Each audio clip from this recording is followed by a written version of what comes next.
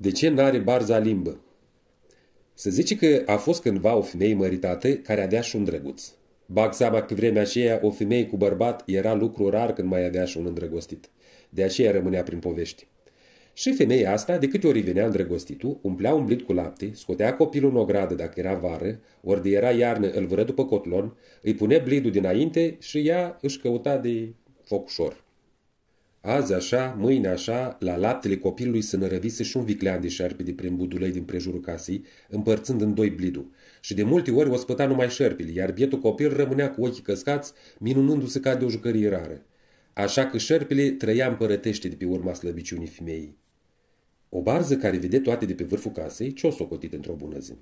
Eu sunt la casa asta de 8 ani și nu m-am amestecat până acum în gospodăria acestor oameni. Veneticul ăsta de șerpi din toată lumea e ca la el acasă. Așa gândind Barza, s-a coborât de pe acoperiș jos în ogradă și s-a apropiat cu arțac de locul unde șerpile mânca cu nădejde, în vreme ce copilul dojenea, pe semne că ar fi vrut să mănânce și el sărmănelul. Ascultă, străine, zice atunci Barza către șerpi. Eu sunt de 8-10 ani la casa asta.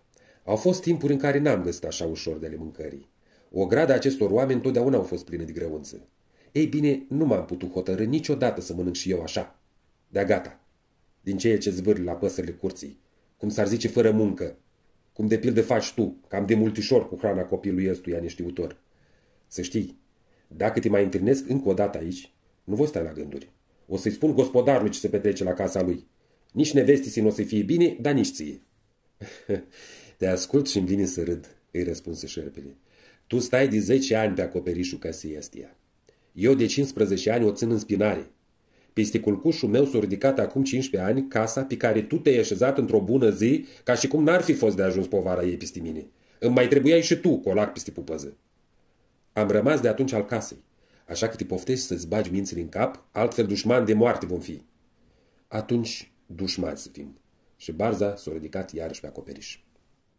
A doua zi, ca totdeauna, femeia cu drăguțul ei în casă, șerpele cu copilul în fața blidului cu lapte, la umbra agudului din ogradă.